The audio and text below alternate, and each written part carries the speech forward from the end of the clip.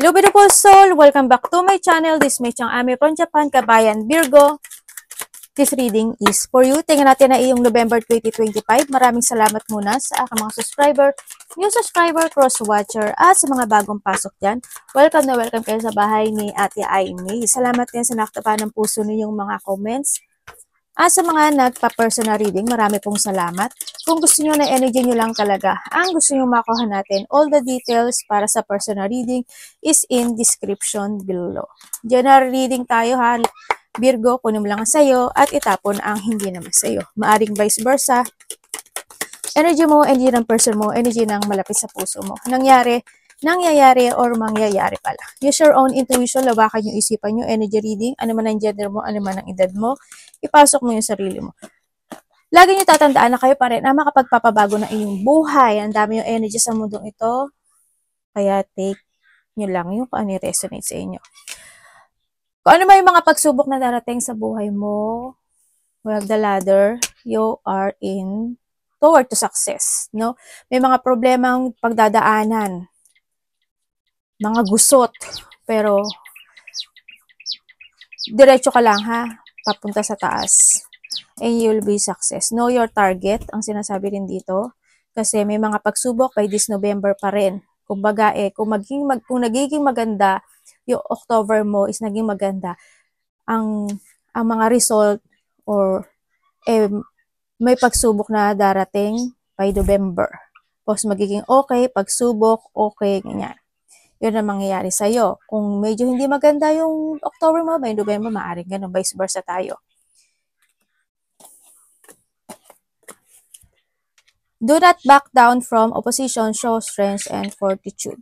Yan. Iba sa inyo, kahit na siguro may mga hirap na pinagdaanan, problem, pero pinipilit mong magpakatatag, pinipilit mong maging malakas ang loob. Yan, yung nakikita ko sa'yo.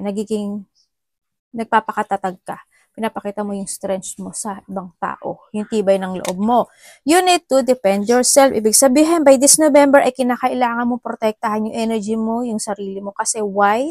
There's a bull. Maybe you're related to Taurus. May mga tao na maaring susuwagin ka o may masasabi sa'yo. No? O kaya sinasabi ito na protektahan mo yung sarili mo. Or pwede rin ito is kung meron kang sakit, syempre, lalo na nag-change yung weather natin ngayon, is kailangan mo protektahan yung sarili mo. Kasi you need to be strong, kailangan uminom ng mga vitamins, na makapagpapa-genki sa ano ba tawag dito? Makakapagpalakas ng loob mo o ng katawan mo, ikaw o sa pamilya mo ha, is kailangan mong protektahan. Yeah, may mga, you need to protect your energy, yourself, or pwedeng sa money, ganun din. Kung sa aspeto ng buhay. Siyempre, position of authority. Andito yung sitwasyon, pagpapasya to, no? Kung titignan ko dito, may mga pagpapasya, no? You think advance with it comes to a situation na alam mo ang magiging cost nun. Ibig sabihin, may gagawin kang decision making, pero alam mo yung magiging cost nun. Yun ang nakikita ko sa'yo. Or maybe you are thinking about something na maaring didesisyonan mo by this November is tingnan natin susunod kung a-action mo siya hindi. Pero kasi di sa throne ikaw ito. Ibig sabihin, pagbabalik ng dating ikaw o pagbabalik sa posisyon mo. Ganyan. Nako, may will. Indecisiveness allowing your life to rumble aimlessly. Eto nga, sinasabi ko na, may mga pagpapasyahan na isang sitwasyon sa buhay na iisipin mo ng maigi, think advantage, kasi natatakot na maaring ito is hindi maging maganda yung resulta. Kumbaga, may plano, decision making ka na gagawin. Pero ang nakikita ko dito is medyo magkukos siya ng trouble kasi nahandito si Bull din. Ako nakikita sa iyo. Maaring may mga tao talaga na magagalit sa iyo kasi parang hindi sila nasa-satisfy o hindi sila masasatisfy sa gawa mo, sa mga desisyon o sa mga alam mo na may throne, di ba? Yan, success. O pag-uusapan ka kasi we have the success, pag-uusapan ka, may mga successful situation na na makakamit mo. Halimbawa, may mga ginagawa ka na bagay na maaring itong sitwasyon to ay matagal na to at paulit-ulit na lang na hindi natatapos. Baka by this November, ito na ay magsasucess. Pwedeng sa iba sa inyo. Kumbaga, maaring iyon isaharapin mo na, no? At magsasucess siya by November. Siyempre, may mga successful situation. Ako na nakikita rin sa'yo. By November, pwedeng with the throne and the success kasi is may mga celebration kami. Maaring ganun na magaganap by this November. Kasiyahan, kung ano man yan sa ang aspeto ng buhay mo. Time to go out of situation. Ito na nga. May isang sitwasyon na matatapos na. No? Or may isang sitwasyon by this November na magtatapos or aalis ka doon. Or aayusin mo na. Kasi hindi si successful. Pagdating dito, maari din na may tao or may sitwasyon ka na aalisin mo sa buhay mo. Pwedeng ganun, no? Or hindi man siya aalisin pero you protect yourself against dito sa tao na ito. Kasi you are the throne, the success, and the shield. Diba? Ibig sabihin, or you need to protect yourself with someone. Kapatid mo man yan, asawa, karelasyon, kaibigan, kasamahan sa trabaho, no? Tandaan mo, you are the authority of your life. Hindi mo kailangang maging will na paulit-ulit na ganun-ganun, na ganun-ganun. Okay? Kaya handito rin si shield. Kailangan gamitin mo time to get out of a situation. Kumbaga, when it comes to shield din kasi is a limitation, the boundaries. No? Kung sa sarili mo yan, you need to limitation and put boundaries. Kung sa ibang tao to, you need limitation and put boundaries sa kanila. Huwag kang maging mahina. Ipakita mo na you are the throne and the bull. Pag hindi to na mangyari sa'yo, eto ka. Sa sarili mo man ito o sa ibang tao, magiging ganito ka lang. Mawawala itong throne mo at itong success mo. Itong sitwasyon na to, pag hindi mo nagawa ito, itong sitwasyon na to, ang makapagpapahatak pababa sa'yo. Ikaw ang uupo dyan sa posisyon na yan, ha? Andito rin yung sitwasyon na maaring meron kang bibigyan ng payo. Yan. May hihingi sa'yo ng payo or may bibigyan ka ng payo o pagsasabihan. Kasi magkakaroon ka ng mga distraction by this November. Yan, may mga distraction kami.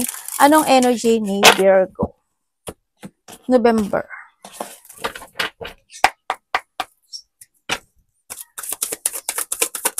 Virgo energy. November po. Ooh, the Fool. Ganda na energy mo. Okay. Ay! Wag to ha, wag yan. Nagsabog Alam mo naman si ate, sabugera. Hindi naman ako nagsusugat. Tingnan natin. Ano ba yan card mo ha? Excited yarn? Siguro may excitement situation na magaganap sa'yo. Kasi andito success throne na in November. The Fool energy niya.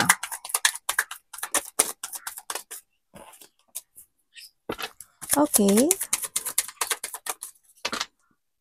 Okay, energy mo, energy mo by this, may mga excitement situation sa buhay mo, no? Ako nakikita sa iyo. May mga magagandang magaganap o mangyayari. Also, handito rin yung sitwasyon mo o yung energy mo na ilalaya mo yung sarili mo sa isang sitwasyon or tatapusin mo. Sa iba naman sa inyo, energy nyo is meron kayong busy yarn. Kumaga, maaari may mga kakausapin kayo. Maaari may mga opportunity, ideas kayo na gagawin, ganyan. Maari na magkakaroon ka ng mga exciting plan, mga ganyan, handito na rin yung may mga creative ka na gagawin. Kasi alam mo kung tutuusin, may mga instant opportunity na darating sa'yo by this November. Mga bagong communication, pag-uusapan ka, or handito yung situation na maraming kakausap sa'yo or marami kang maa-attract na tao, ganyan. or marami makakapansin sa'yo, pwedeng ganun. Yun na nakikita ko sa'yo by this November. I don't know why, pero andun yung sitwasyon. So, iba naman sa inyo, meron kayong mga idea, creation to make it real na gagawin. Ibig sabihin, may mga lakad kayo, aasikasuhin sa iba, may mga iba dito, baka you have a travel or thinking about something traveling.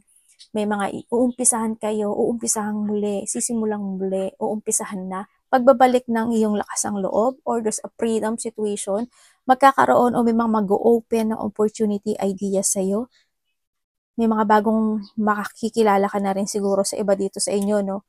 Yun nakita ko. Sa iba sa inyo is magiging ano kayo, parang marami kayong susubukan na bagay by this November. May mga bagay kayo, magti-take a risk eh. May mga bagay ka na susubukan. Ganun.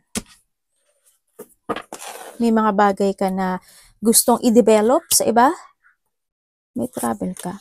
May mga gusto kang i-develop, may mga gusto kang...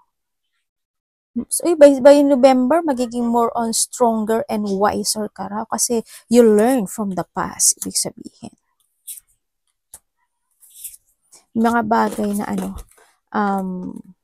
itatama mo, aayusin, itatama, iko-correct. Anong parating sa kanya?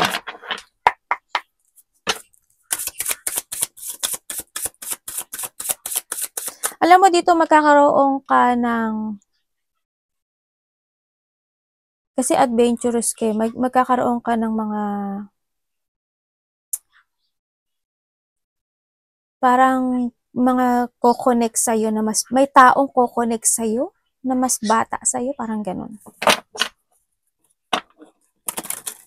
Or vice versa. Parating.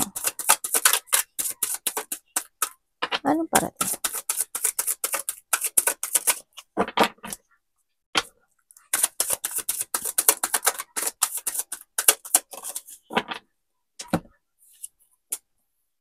Uy. Ano po ito? Universe parating na to. Ano po ibig sabihin? Okay.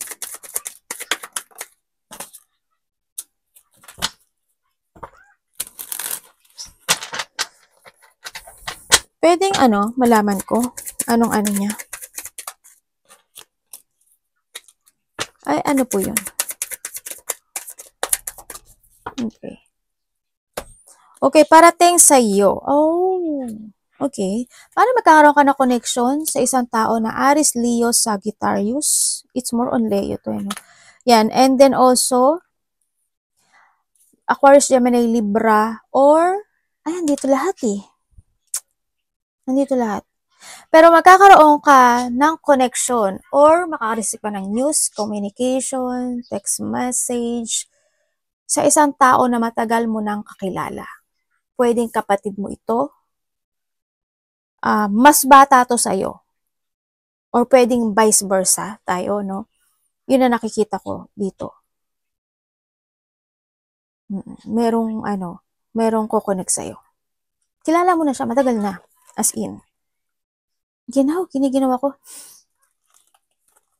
Sa iba naman sa inyo ay meron kayong maiisip na isang parang may bago, may something new pagdating sa'yo, no? May bago akong nakikita. May bago akong nakikita. Siguro iba sa inyo may bago kayong equipment. Ano ba tawag ito? Ano ba 'yung equipment? Halimbawa, computer, cellphone, mga product, ganyan. Hindi siya parang siya, it's more on something entertainment. Pwedeng mga, ano tawag dito? Camera, ano ba? Basta something, siya, entertainment something. Pwedeng TV, di ba? Ano ba yung mga no? Pwedeng kung nag-exercise ka, pwedeng yung equipment na yun, na pang-exercise, pwedeng gano'n. Meron nakakitang bago sa'yo. Yun na nakikita ko sa'yo. Sa iba naman sa inyo, ay meron kayong mga bagong routine, bago rin nilito. May mga bagong routine ako na nakikita sa'yo na gagawin mo by, November. Yun ang nakikita ko sa'yo. Na maaring dun ka focus. Maaring meron ka na noon, sa iba, meron ka na noon, maaring nag-innovate ka lang ngayon. Parang nagkaroon ka na ng kumbaga, halimbawa lang yung is 2021, ngayon is 2025. Na upgraded, parang gano'n. Ay, saan ba yung ate? Maano pa yung laway. Yun ang nakikita ko sa iyo by this November. And then also, ang nakikita ko sa iyo is, there's a new beginning and idea ako nakikita. Magkakaroon ng, meron kang a-actionan o gagawin na gusto mong i-develop by this, November. There's a hard work situation. Parang may ganun ako nakikita sa iyo. Sa iba sa inyo is by November is medyo siya, nagiging dalawa siya. A-actionan or hindi. May mga ganun. A-actionan or hindi. Or i-develop or hindi. Ipa-practice or hindi. It's more on practicality rin ang nakikita ko sa iyo by this November. Mas more ka magiging practical, mas more ka magpo-focus in a situation na talagang kailangan pagfokusan. Yun ang nakikita ko sa iyo dito. No? By November. May mga biglaang magaganap o mangyayari, o ikakashock mo ito, o ikakabigla mo ito, o mayroong tao, may offer na pag-iisipan mo na pwedeng umayaw ka dito.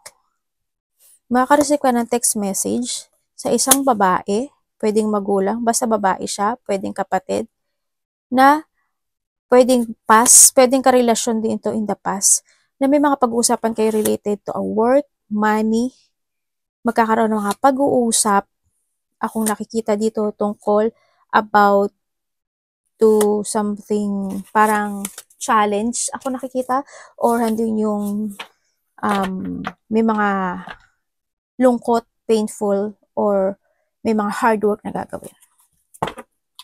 Anong dapat iwasan?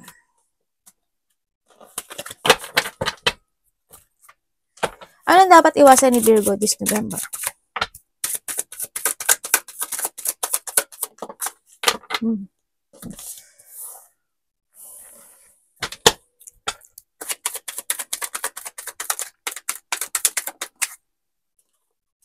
Okay. Alam niyo, may nakikita ako. May mundo. May lungkot.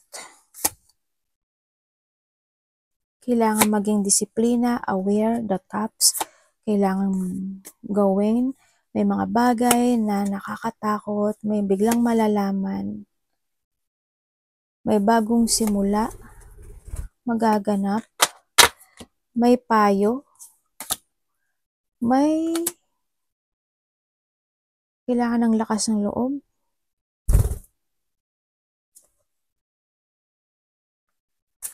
Oy, baluga. May struggle pala, no? Hindi naman kayo lahat yan, kasi lumabas si Lord. Excuse me. Ang dapat mong iwasan. Okay, ang dapat mong iwasan is, syempre, yung, alam ko naman na sa lahat ang gagawin mo, napaka-devoted mo. No? Iwasan yung mga taong nangliling lang, mangliling lang. Yan.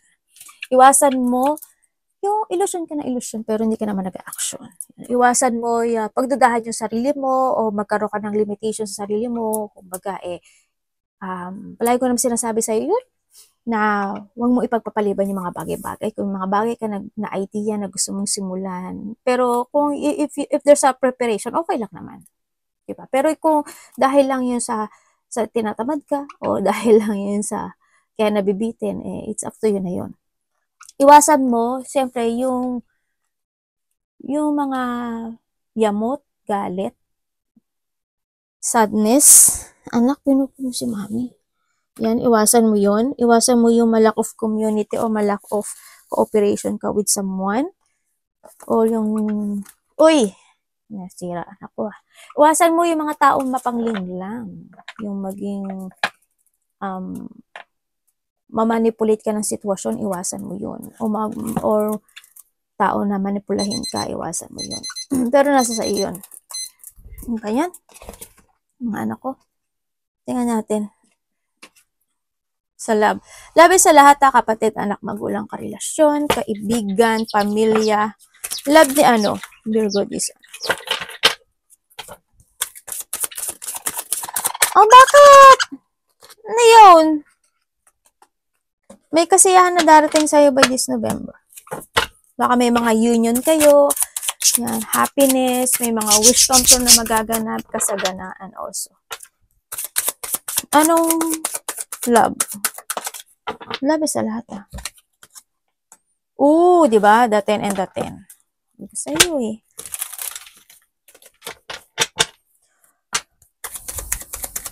So, iba dito, family talaga to. Okay. Okay, when it comes sa love. When it comes sa love, sabi ko naman sa inyo, lahat is love, di ba? By this November is magkakaroon ng pagkakaisa, magkakaroon ng bagong sumila o may mga bagong matatapos na by this, may mga mariresolve na ganyan. By this November, yan, magkakaroon ng mga equal na pagtatinginan, equal na pagmamahalan, ganyan sa nakita ko dito, magkakaroon ng mga celebration, having fun, happiness, enjoyment, union ng mga mahal sa buhay, kung sino man yan, pwedeng family, and also may mga sitwasyon na kakaroon ng getting together. Yan, family unity, reunion, close relationship, may mga surprise parties, event situation, pwedeng sa iba dito, community or teamwork to Kumbaga, you will enjoy the fruit of your labor, no? Ikaw, hindi lang ikaw, pati pamilya mo or mga mahal mo sa buhay by this, November, ganyan. And then, may achievement may ma-achieve ka raw. Ibig sabihin nga, tulad ng sabi ko kanina, meron kang wish come true na makukuha or mangyayari o magiging masaya ka. No, may mga kasiyahan o may saya kang mararamdaman by this November. Kung sa iba naman sa inyo,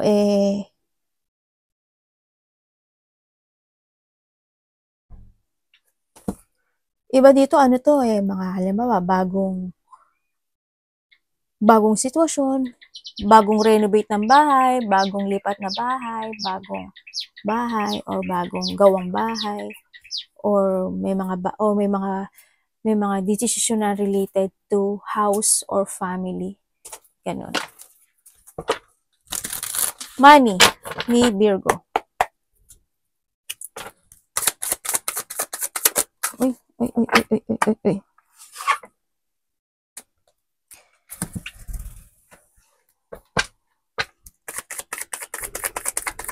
Money. Okay.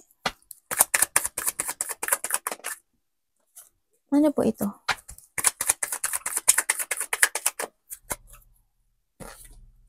Okay. When it comes sa money mo, by this November, ang nakita ko sa'yo is aware ka.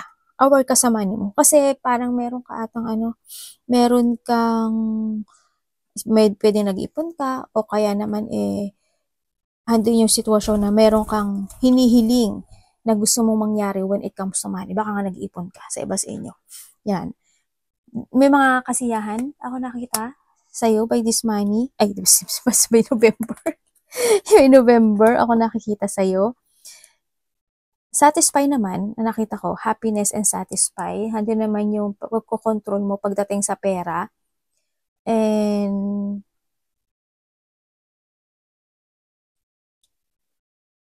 you're getting away with something Parang may mga bagay o sitwasyon ka by this November na hindi mo, halimbawa, bibiling ko to. Parang hindi mo muna bibilin. Parang magkakaroon ng delay or hindi ka muna mag-decide dun sa bagay na yon. Pero, pwede mo siyang, either i-research mo siya o kaya halimbawa meron kang sa court na mga nilagay ka sa court mo, aalisin mo yun, pwedeng ganun, o pag-iisipan mo yun, dapat ba, kailangan ba, mga ganun sitwasyon. Ako nakita sa iyo. May mga actionan ka para sa pangarap mo. Ganyan ang nakikita ko sa iyo. May mga bagay na aalisin mo or you escape dun sa bagay na yon na parang hindi naman to kailangan, parang hindi na to, wag na to, parang gaganon ka. No? Kasi handun yung pangarap na nakikita ko sa iyo dito. May mga bagay na pag-iisipan mo. Pag-iisipan mo talaga siya pagdating sa pera. No, may marireceive ka raw. Gift, money, or tulong. Or may tao na hihingi ng tulong. Or mangungutang, or bibigyan mo ng gift. Vice versa. Pero andito si devil. O, tingnan mo naman yung devil. Tay. May mga andito rin siya, may mga tukso. Ingat ka sa tukso ha, pagdating sa November. Yan, makakaroon ka ng tukso. Layuan mo ako sa paggastos ng pera. Tingnan natin advice.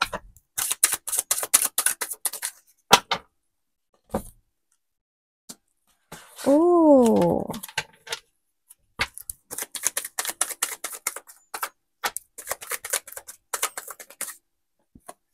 Okay. Ano to universe? Okay. Hindi ko muna sasabihin yung advice ha. When it comes sa yo, is na nakikita ko sa dito is meron ka daw may isip. Meron kang aayusin. May isa sa ayos. Merong ililipat. Pwedeng ganun. Sa iba naman sa inyo, may i-recover ka. Sa iba ito parang may i-recover ka. Parang ganun. Kung ano may i-recover yan. Pwedeng sa bahay, pwedeng sa relasyon, pwedeng sa trabaho, pwedeng sa sarili mo. Mayroon din ako nakikita na pagtatapos na magaganap o mangyari sa iyo. Sabi ko kanina, di ba? Sinabi ko na yun na may magtatapos sa buhay mo. Magkakaroon ng unexpected change. There's a victory and success happen sa iyo. Kung baga ay after na mga stress, painful situation is parang may sitwasyon na nag-recover or may sitwasyon na naging success or nag-victory kasi andito rin si success. Yun na nakita ko sa'yo.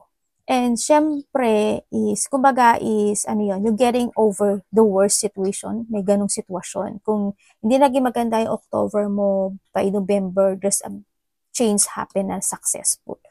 Yun na nakikita ko sa iyo. Meron din ako nakikita na may tao na makikipag-usap sa iyo, either makikipag-reconciliation sa iyo or hingi siya ng tawad sa iyo or pwedeng ikaw ito. No?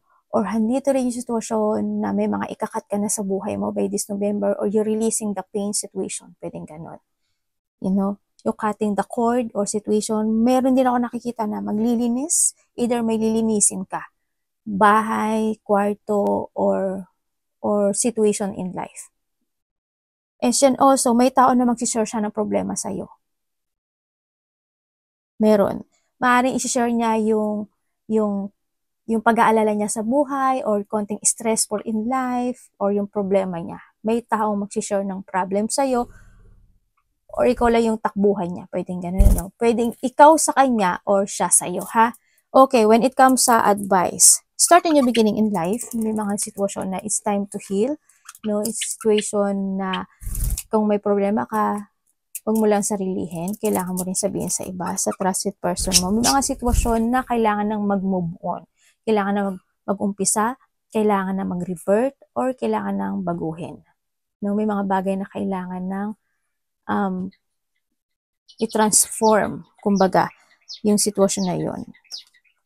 Ako nakikita sa'yo, syempre, kapag naman na konti lang yung tulog mo at pagising-gising ka, bumawi ka na lang ng tulog. Saka na umaga, 'di ba? O umaga o tanghali o gabi man yan, bumawi ka ng tulog. Yun na nakikita ko sa iyo. You will become a center of attention. Pag-uusapan din yung iba sa inyo by this November. And then also, may mga tao, may advice, may hingi ata ng advice sa'yo. Uy, meron kang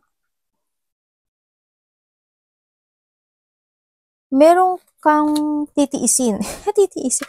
May isang sitwasyon ka na magtitimpi at magtitiis ka by this November. Kasi may pagsubok ako nakita sa'yo. Pero nakikita ko sa'yo is maraming taong nakasuporta sa'yo or maraming, kasi pag-uusapan ka rin eh. You will become a center of attention. I don't know why, pero iba dito, there's a project or there's a success situation or andun yung tiwala ng tao sa'yo. No, pero may frustration ka raw. Na merong, hindi naman maalis yun, no? Araw-araw, may frustration kasi ang buhay. May mararamdaman ka na. Siyempre, magpahinga ka rin pag may time, ano? Ay, sa bagay, kahit ano nangyari. Wala ka rin pakialam. Alam mo, parang kahit may nangyayari sa'yo, hindi makikita sa'yo na parang namroblema ka. Hindi ko nakikita. So, kinikimkim mo lang kasi yung mga bagay-bagay. Alam mo, makimkiming ka rin eh. Hindi ka pala salita, kinikimkim mo lang. Ikaw na lang nakakaalam niyan. Alam mo yun? Ganun yung iba sa inyo. Talagang sinushow mo yung strengths mo sa iba. No? Arigato namaste, God bless.